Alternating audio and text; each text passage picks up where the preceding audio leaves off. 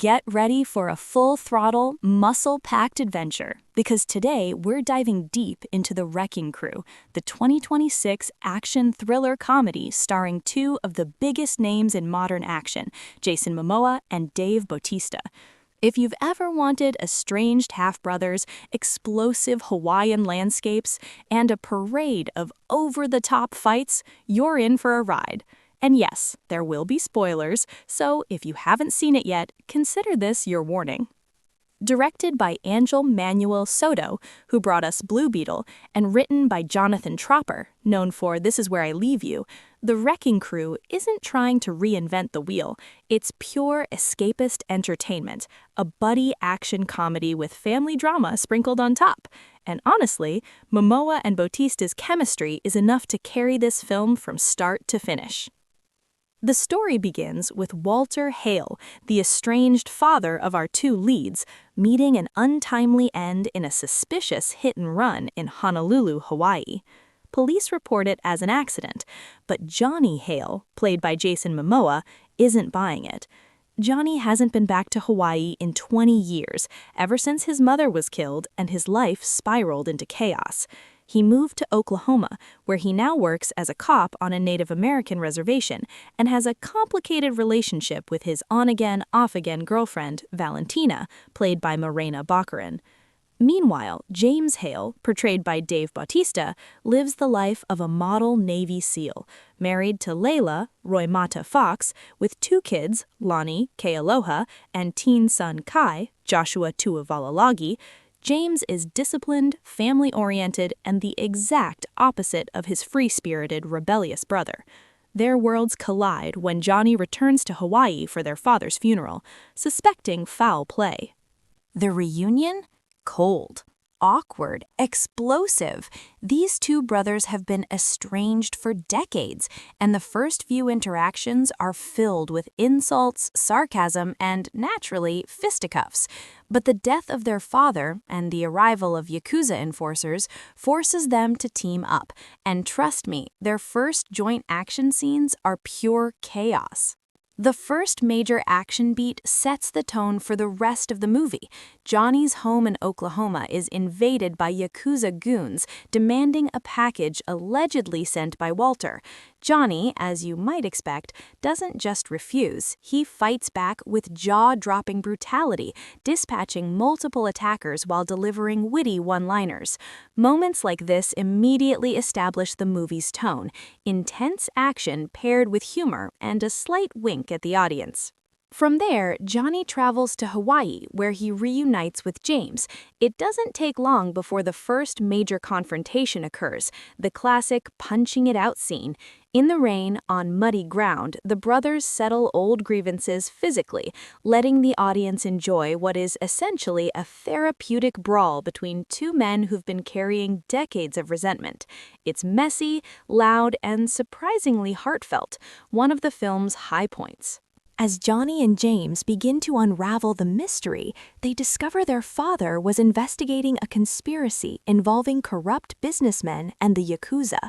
The central villain emerges, Marcus Robichaux, played with delicious relish by Claes Bang. Robichaux is a shifty, English-accented entrepreneur with grand plans to exploit Hawaiian heritage land for profit. And he doesn't shy away from eliminating anyone in his way, including the brothers' father. The brothers are assisted by Pika, Walter's foul-mouthed computer hacker assistant, played by Jacob Batalon. Pika provides comic relief, technical expertise, and occasionally delivers lines so absurd you can't help but laugh. Alongside him, Detective Rennard, Stephen Root, and supporting family members like Haunani, Frankie Adams, and Governor Peter Maho, Tamara Morrison, help anchor the story's emotional beats. Now, let's talk action, because The Wrecking Crew is, at its heart, an action movie. Soto stages everything with flair. There's the opening brawl in Jonny's Oklahoma home, but the Hawaiian sequences really shine. One of the standout set pieces involves a chaotic highway chase with a helicopter, motorcycles, and mass destruction.